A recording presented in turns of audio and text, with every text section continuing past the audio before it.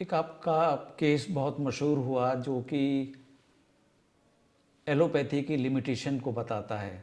आगरा के एक बहुत बड़े धनपति जिनका छोटा सा बच्चा पेशाब पीता था और वो आपके पास आए, वो जी। केस बताइए ज़रा। मेरे लिए भी वो बड़ा ताज्जुब का केस था कि बच्चा जो है ना, वो मैंने पूछा कि परेशानी क्या है। नहीं नहीं, शुरू से बताइए कि वो कह रहा था कि मुझे अकेले मिलना है और आपने सोचा हाँ। इसकी कोई इम्पोर्टेंसी की प्रॉब्लम है। जी जी जी जी। वो बोलना चाह रहे थे कि हम अकेले में बात करेंगे। मैंने कहा बताइए, तो बताइए। नहीं नहीं, तो वो शाम तक बैठे रहे। कोई 9:45 उनका नंबर आया लास्ट में। तो मैंने बोला बताइए। तो उन्होंने अपनी समस्या ही बताई कि बच्चा बीमार है। मैं सोच रहा था फादर बीमार है।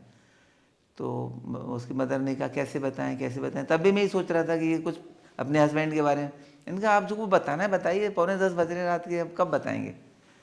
तो उन्होंने कहा बच्चा हमारा पेशाब पीता है। क्या मतलब कि पेशाब करता है और फ्लोर पे जाके चाटता है उसको। मैंने कहा फिर। कह रहे हम सफा पोछा लगा देते हैं तो पोछा चाटता है, नहीं तो उसी जगह पे जीभ से चाटता रहता है।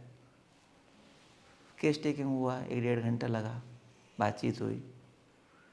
तो उसमें एक होम्योपैथी के हिसाब से एक बात निकल के आई, वुंडेड प्राइड। तो जो मदर थी उसको ड्यूरिंग प्रेगनेंसी उसका बहुत इंसल्ट फीलिंग होता था। उसको ये एहसास कराया जाता था वो छोटे घर की है, पैसे वाली नहीं है। तो वो एक रिवेंज मन में बैठ गया बच्चे के। वो वहाँ से उसको समझा। तो ऐसे बहुत सारी बीमारियाँ डिरेंज साइकोलॉजी से होती हैं। उसको दवाई दी, वो बच्चा एकदम ठीक हो